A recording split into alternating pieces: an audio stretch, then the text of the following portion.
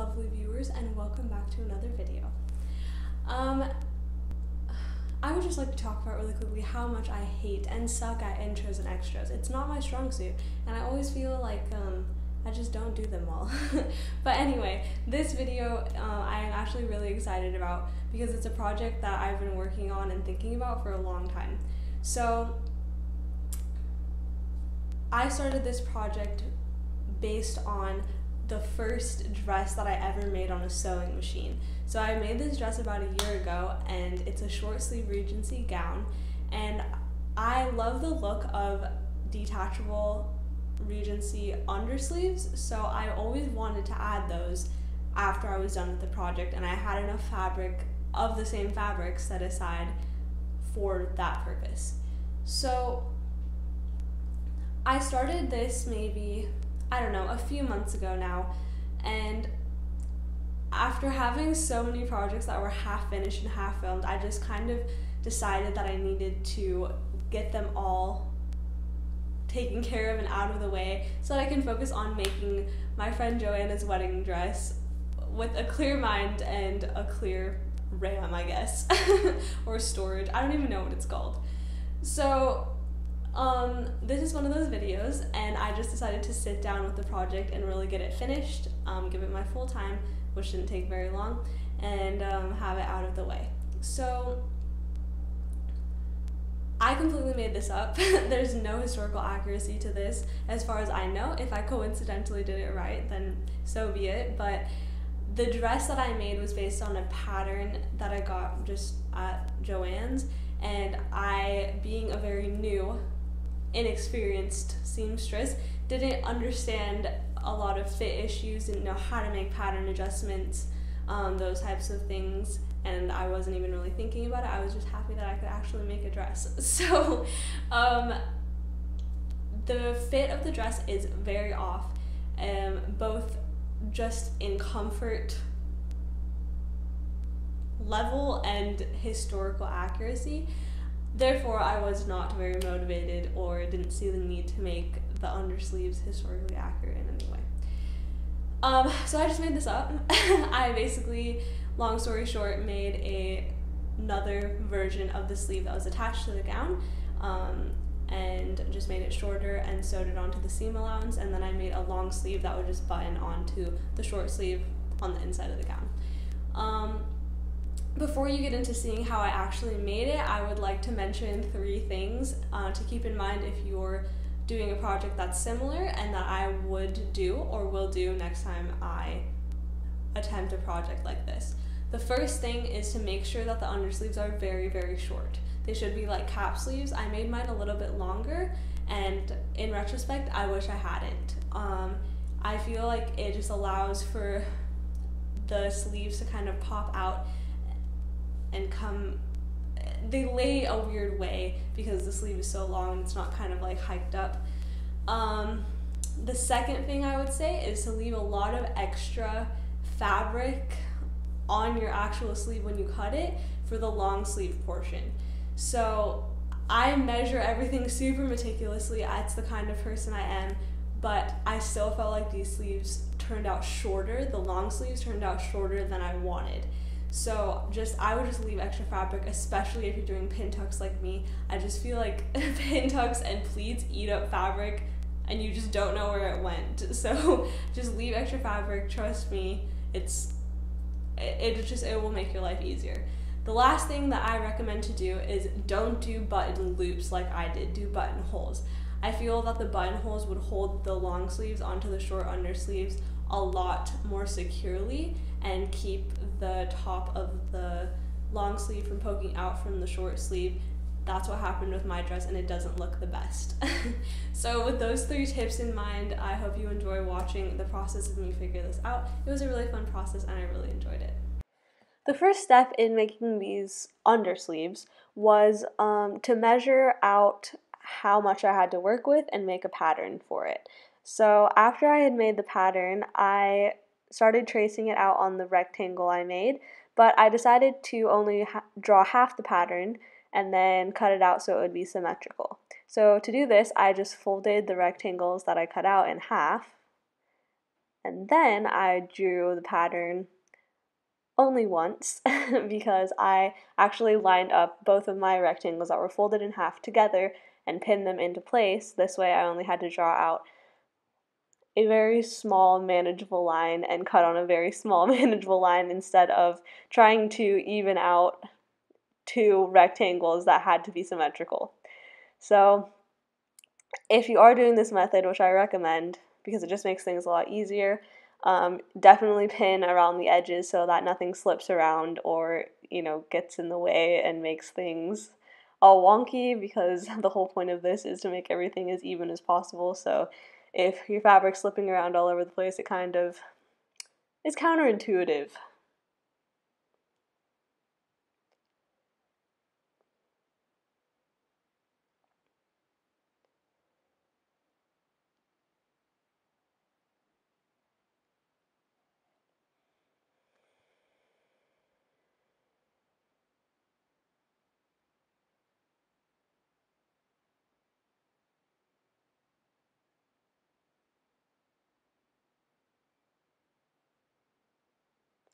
So after I had these pieces cut out, I put this project away for months. I was uninspired by it, and I had more exciting things to work on.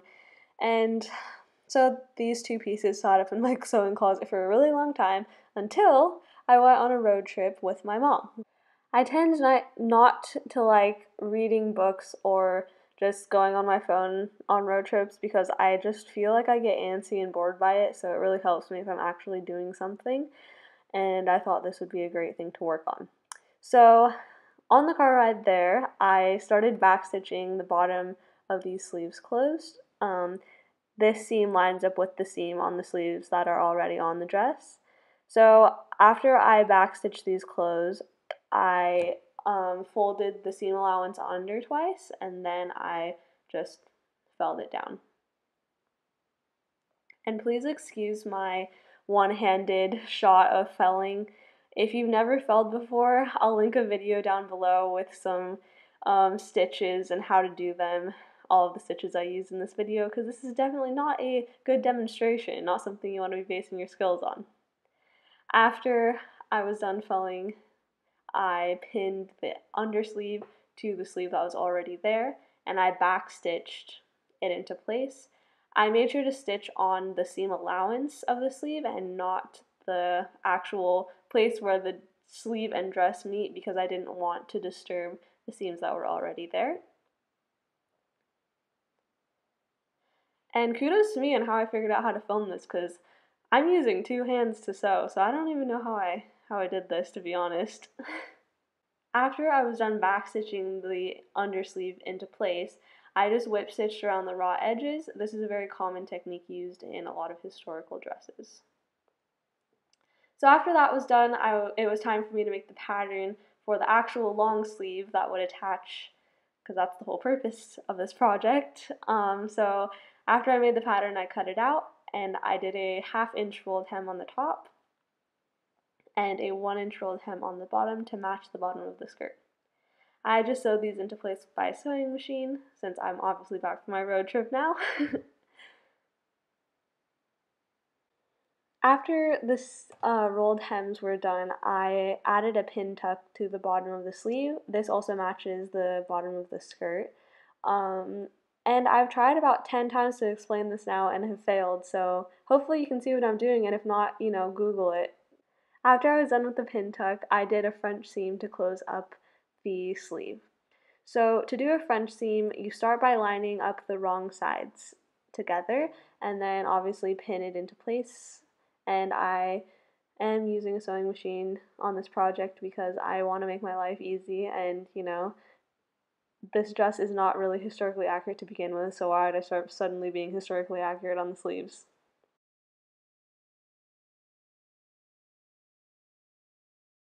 So after you sew the first seam, you iron everything flat, and then you cut down the extra seam allowance, basically as small as it'll go.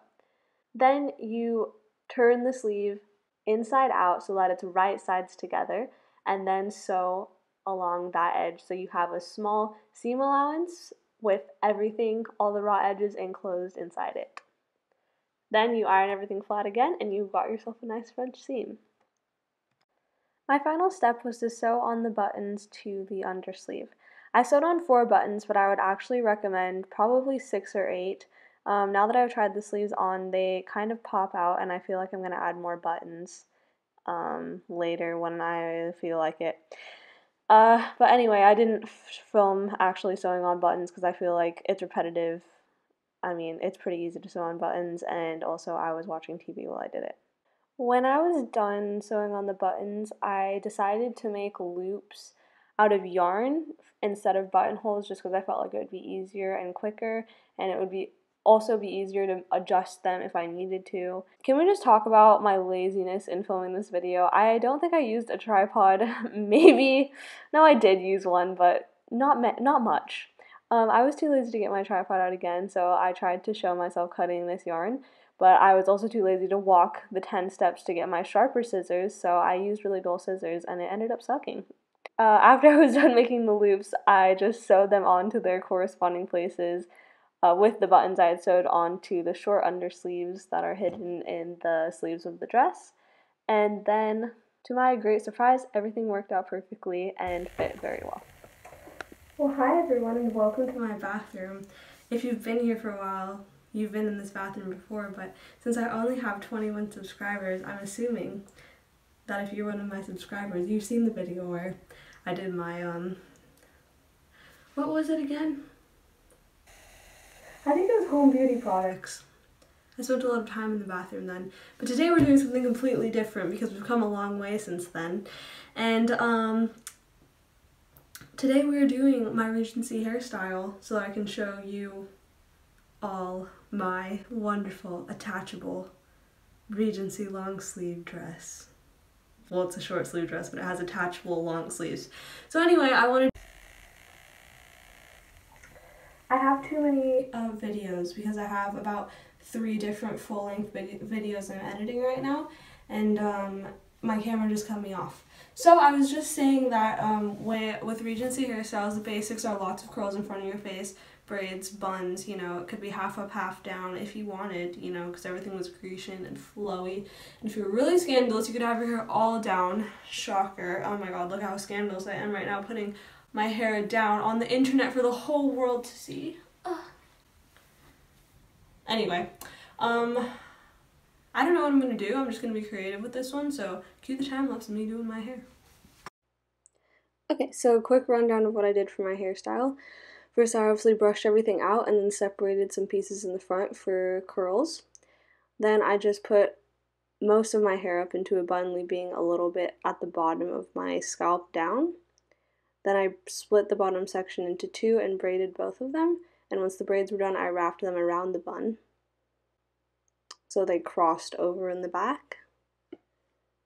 And then I curled the front sections, and that was pretty much it.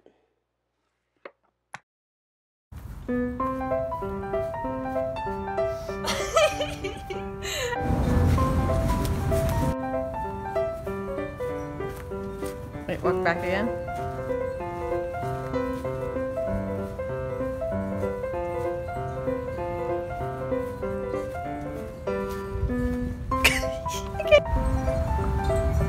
See, that's why, because the frog can read too. You know what I mean? It'll be like a good little, like, oh hi frog. I'm gonna go actually. What? You're supposed to be reading. Like, these videos have comic effect. You know, funny conversations. It's weird. Because I think it would be very everything about this is weird. To live in the Regency era and have really nothing to do, especially if you're an aristocrat. Like usual.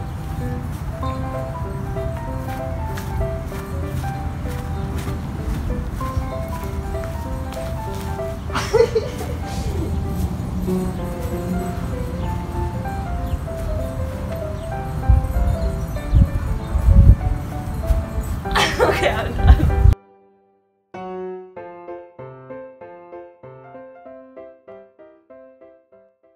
Alright everyone, that wraps everything up. I hope you enjoyed watching this video, and like I said, a lot more wedding dress videos will be coming soon. If you don't know what I'm talking about with the wedding dress, I will link it somewhere, either above or below. And I hope you go watch that because it's going to be a pretty awesome project, and it is so far. If you like my content and you want to see more from me, please like and subscribe below. And if you want to see very sporadic Instagram posts, you can follow me at Adventures with Izzy. Alright, that's all for this video. I'll see you next time.